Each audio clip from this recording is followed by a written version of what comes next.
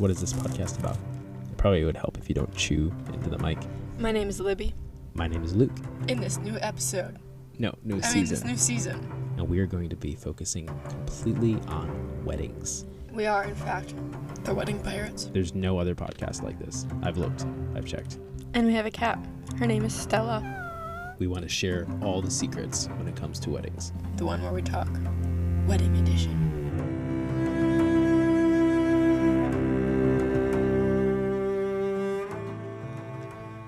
Welcome back to another episode of The One Where We Talk. This season, we're breaking down everything wedding related and how we operate as vendors.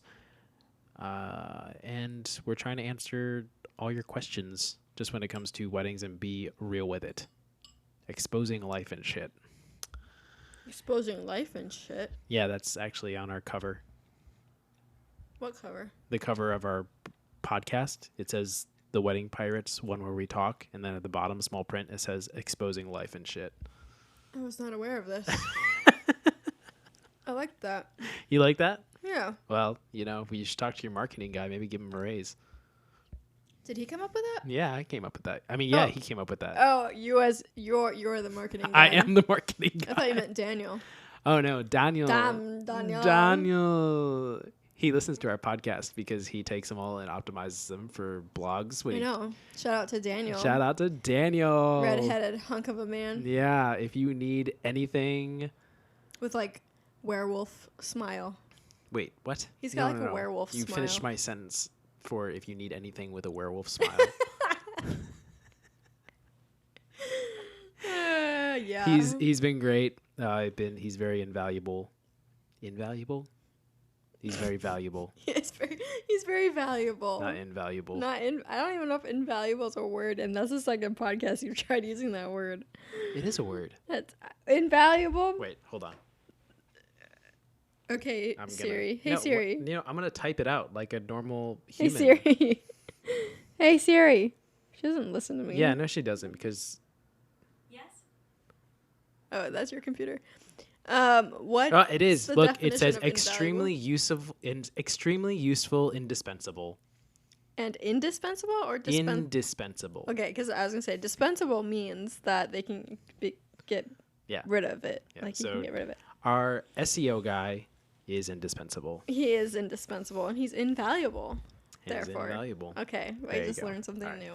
So today we're talking about artists versus corporation. Yeah, and I think this is a topic that nobody's talking about when it comes to the wedding industry. We have topics and podcasts, wedding podcasts, talking about how to plan a wedding, how to coordinate a wedding, how to choose a wedding photographer, how to choose vendors, and we've talked about endless topics. But when it comes to concepts, people are kind of scared to step into that direction, but we are pirates, so we are stepping into that direction, and we want to break down the difference between an artist and a corporation. We are one of them, and I'll give you two guesses. We're the artist. We are. Which door are we behind? Door 1 or door 2? We're artists. Meaning, now, what makes us artists? Do you want to talk about what do you think what makes us artists? Well, here you go. Are you seriously going to look up the definition of artist? Shut up. You're not supposed to give away my ingeniousness. And we're Googling. Definition of a person who produces paintings or drawings as a profession or hobby. See? It doesn't even pertain to you. Or a person who practices any of the various creative arts such as sculptor, novelist, poet, or filmmaker. Oh. So you are an artist. A habitual practitioner of a specified reprehensible activity. Okay, now what's a corporation? A corporation is just a group of people who follow rules and have no creativity, and they just are boring, and it's like elevator music. I'm gonna look up elevator music. And everyone's wearing polos, and Corey likes polos. Black pants that don't fit. They're like loose in the crotch for women. Like they're not form-fitting. They're just like corporation is definition: a company or group of people authorized to act as a single entity. legally a person and recognized as such in law. It's legally a person. So I like how- yeah. They are legally a person. So think about it this even way. though they work for a If- corporation. There's no such thing as an artistic corporation because you have a bunch of people coming together that are if you take a bunch of okay, here's a good example. So say you and I decide to corporate. If you and I decide to corporate, that means that we are taking on a bunch of employees to do our work. Right. So that means we're hiring editors, we're hiring filmmakers, we're hiring people to go do the work for us, and that makes us what? Boring. CEOs. Oh.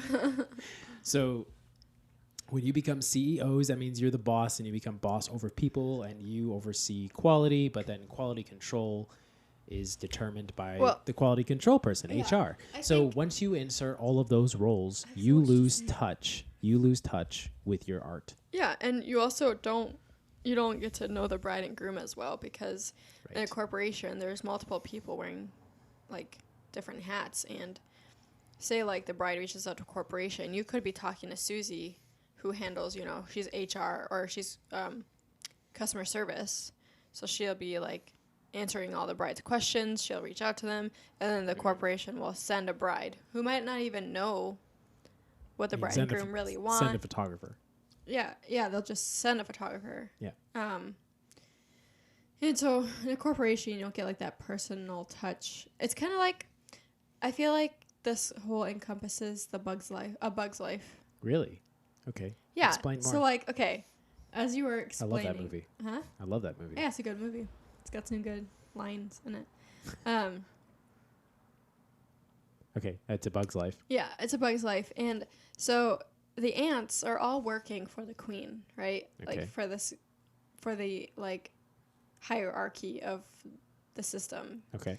And the queen dictates who does what in her tribe of ants. Okay. Community or whatever. I'm really excited where this is going. And so that one bug who's like always coming up with new inventions, he is looked down upon in the community because he is not following the rules. He keeps messing everything up. He's like, and he gets ostracized eventually because this is going downhill.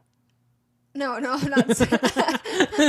If we're the artists, I'm not saying. I'm saying like artists do well on their own because they're able to have full reign over their artistry, and like they're able to, produce their own magic, not being suppressed by a corporation or a system. Yeah, but then he came back to help. I don't know. We could get real deep with it. We could get real deep with A Bug's Life. I'm not gonna think more. I can think more about it. I see what you're trying to say, but I think that there are different personalities of artists, and there's different personalities of corporations. You do have corporations that do it correctly, and if a bride is not, there are some brides that don't want an artistic value to their product. So you can have brides that just says like, I just want my ceremony filmed, I want the speeches filmed, I don't want to highlight, I just want you to film them, and that's it. And an artist, because we're completely in-house, we have to charge a higher price in order to maintain like living, because we don't have a corporation, so we don't have like a public investors or anything like that. We're completely operating on our own through cash value. A corporation is also subject to higher loan amounts and all these things. There's a lot of perks that a corporation can get that artists or an LLC or a S corp cannot. So if we're actually talking those terms, right? But at the same time, each one has pros and cons because a corporation tends to be a little bit more organized. So if you just want a straightforward, I want this video, I want these pictures, I don't care who comes out to do it, I don't care about the artist, I just want pictures. That's it. That's fine. The corporation is needed for those straightforward brides who want to get straight to the point and no fluff. Just get to it. Yeah, just I want pictures. On the other end of that, you have brides that want an experience. Mm-hmm. They want to. They don't want to go to Target and that's a good example. So picture this: you go to a local artist store and you purchase a piece of art, and that was hand drawn by one artist. Mm-hmm. That's the only piece of art of its kind. You can purchase that, bring it home, hang it on your wall. Oh, it's so beautiful. Now you go to Target, or TJ Maxx, and they just have stacks on stacks of the same exact piece of art that's been printed over and over and over and over again. Stacks on stacks. Now, some people want that. Yeah. If you want that, go for it. You go to Target and get that piece of art that everybody else has in their living room. Mm-hmm.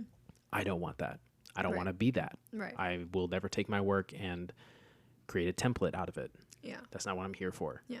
I'm here to create a unique piece of art for you. Right. But if you don't care about that, then you can go to Target. Mm-hmm. I hope I don't get sued, but not smacking Target.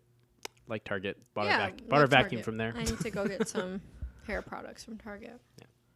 But that's I think it's important to define the difference between an artist and a corporation when you're shopping for your vendors, because this also applies to DJs. This also applies to florists and cakes and venues, and because you could have, it applies to everything. We can spend an episode on each vendor for a wedding and tell you how to find out whether this is a corporation or this is an artist. We've met both. Most of the times, corporations, like corporation DJs, are the worst.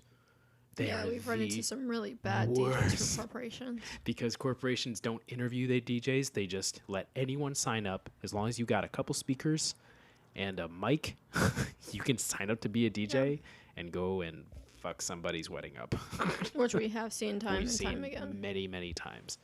And it's so sad because you could have a bunch of amazing vendors there, and because the bride and groom didn't realize the difference between a corporation and an artist, they just picked the first DJ they found on weddingpro.com, and that was it. And there's really no way to look at a portfolio of a DJ unless you really dig. And I always tell people I only say DJ because DJ is really important. It's a very undervalued vendor at a wedding, because they're not just in charge of the reception, they're also in charge of your ceremony, they're in charge of your sound, they're going to determine how good of sound I can get for the video. Yeah, and they're also going to make sure that your reception goes smoothly. That there's no awkward silence, there's no keep the party going, they you have to keep read the vibe people up, they get people on the dance floor. So you can have a DJ that doesn't care. Start your first song dancing on time and not okay. and not too early. Yeah, let's not get into that story. Oh my gosh, that's such a sad story. It is a very sad story, and I felt so bad for that bride and groom. But the point is that we're going to teach you how to learn the difference between an artist and a corporation, the red flags and the green flags. Yes. Oh, okay. So, because we still got some time here left. Okay. So, when you're searching for a vendor, there's a couple things to look for. Like you were saying, you could be speaking to Sandy. The first person that contacts you, you need to ask them, "Are you the one going to be at my wedding?" Yeah. That is the first question you ask. Yep. So if you get on a call with me, I'm doing this podcast and I have a call with a bride tomorrow, and the bride knows that if she listens to this podcast, she hears my voice and I'm the one that she's going to be talking to, and I'm the one that's going to be at our wedding. That's very important. And if that's not the case, then you need to tell the bride. You need to make the bride aware that you are outsourcing as an artist. Right. And that is a very delicate process. And I have a whole video on that. You can go on our Instagram page and take a look at my mini documentary, Outsourced. But that is the first thing that you could ask, and that's just, honestly, that's a really easy way to find out if it's a corporation or an artist. And you need to decide what you want. Are you a straightforward person who doesn't care about the art? You don't care about the style? You just want pictures and you just want to get it over with? Or do you want the style? Are you looking for a particular style? Are you looking for dark academia? Are you looking for royal core? Are you looking for bright and airy? Are you looking for cottage core? Just if you have a very unique aesthetic that you're looking for, then you're most likely looking for an artist. Yeah. So, but that's honestly the easiest way to decide whether you are talking to an artist or a corporation. Ask them, who's going to be at my wedding? Are you going to be at my wedding? Yeah. That's the first thing. And if they don't answer you and they take a week to get back to you, don't bother. Yeah, and you can ask that of any vendor. Are you going to be the one at my wedding? Yeah, 100%. Like your DJ and everything. Florist. And never go on a website and fill in information and then go and click add to cart and add a DJ to cart and then someone shows up at your wedding, you want to talk to a person. Yeah. If you want to be positive that you don't end up with a corporation, you demand to talk to a person. And if they don't give you a person to talk to before you pay, then go a different direction. Go find somebody else. Yeah. And we could always make a list of questions to ask your different vendors to make sure that they're legit, that they're going to fuck over your wedding. Yeah. And that they're going to do a good job. Yeah, we have an episode in pending to talk about that. Yeah. But that's a very big topic. We want to make sure that we create an efficient list of questions you should be asking your vendors before you hire them. Yeah. That's a good thing to know. Because it's like you don't really know what questions to ask unless you've been in this industry for a while. And we've seen enough things go wrong that we know what to ask and how to ask it. What are some red flags? Red flags? You said you were going to go over red flags and green flags as far as like who. Yeah, so I mean, the easy way to do it is just to ask are you the one going to be at my wedding? Red flags, if you fill out a form and they take a week to get back to you. If they get back to you and they don't set up a face-to-face call or a phone call. What if someone doesn't have like a personal Instagram for their work? I wouldn't call that a red flag. I would just call that a preference. Instagram is, I don't know why. I would ask why.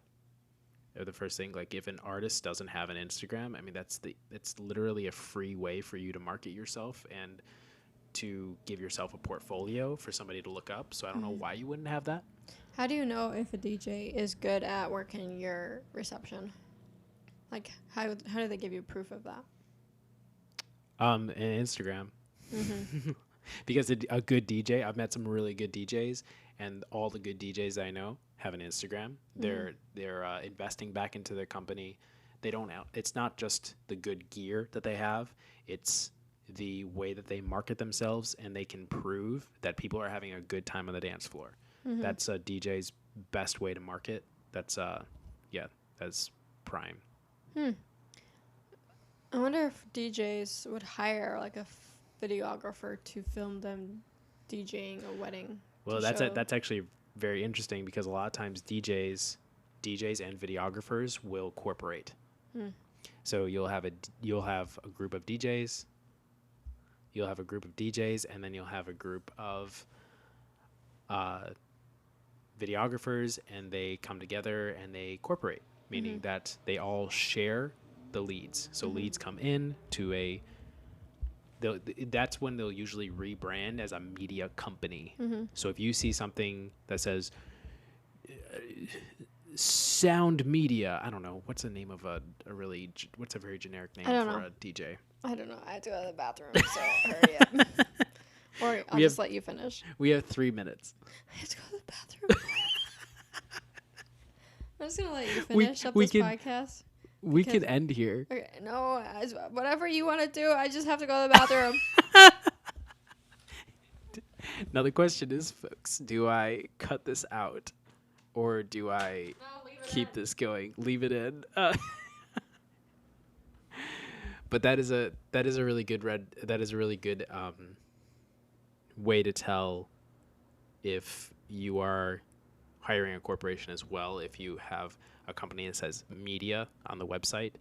And if they don't have an Instagram, I wouldn't call that a bad thing. I would just question why. Maybe that could be a question that you can ask your DJ when you do an interview. I don't know why we're talking about just DJs, but there's also questions to ask your cake provider or your florist. So, for example, for your florist, you can look at their portfolio. You could look at their suppliers. That's something that I've learned from florists is where are you getting your flowers, because a lot of times where you're getting your flowers will determine the quality. A good way to honestly decide on a cake vendor and a floral vendor is really look at their relationships with other vendors. So a lot of times cake vendors and floral vendors, and really all vendors will have decent relationships with high-end venues. And then that gives the venue credibility, because that means a venue has a portfolio. So there's a domino effect to finding the perfect vendor. And this is why I tell all of our brides and grooms, you need to be looking at least a year out. If you want a wedding of your dreams and you're going to be spending big bucks on your wedding, then you really shouldn't just be willy-nilly with it and be booking your vendors 3 months out. I've seen it. I've had brides and grooms contact me and they say, I love your work. Can you come and do our wedding? And I ask, oh yeah, when's your date? Like, whoa, it's in 3 months. Yeah, is that okay? No, it's not. You need to be booking more than 3 months out. That's ridiculous. So if you want your dream vendors and you want to absolutely love the product that you're going to receive, and you want to have your dream day come to life, and you want it to look like a fairy tale, or you want it to, or if you want the very dark academia, full royal core vibe, then you need to be planning a year out. There's at least, we have brides and grooms right now talking about weddings that are based in 2026, which might seem insane to some brides, but to those brides it's not, because those are very serious weddings, where you have guest counts of 300 to 500 people. You're not just putting a wedding together, you're putting an event together. And that's sometimes what people want. If you don't want that and it's all seeming overwhelming, then I encourage brides and grooms that are being overwhelmed and putting themselves into debt, and they don't want to do that, then I encourage them to elope. I mean, in complete honesty, just elope and have a good time. Spend half your budget on travel, the other half on a decent photographer if you want a videographer, and just go off to the mountains somewhere, or escape to the Bahamas or the Caribbean, wherever you want to go, and just do it that way. So you can accomplish your green wedding. You can accomplish your dream wedding without all that planning. But still, with that, you're still going to want to plan at least a year out, because if you want a quality photographer and videographer that knows what they're doing, plus planning travel, you're still going to have to plan. So it's a lot to digest. You can almost do a part 2 on this. But if you have any questions, you can reach out to us via Instagram at Broadside Visuals. And if you have any wedding inquiries, you want to know if we have dates available, you go to broadsidevisuals.com, where we display all of our weddings, our portfolio about us. You can find our podcast on there, and our branding, who we are, and our cats. And don't forget, this is the one where we talk in a back. And have a wonderful day.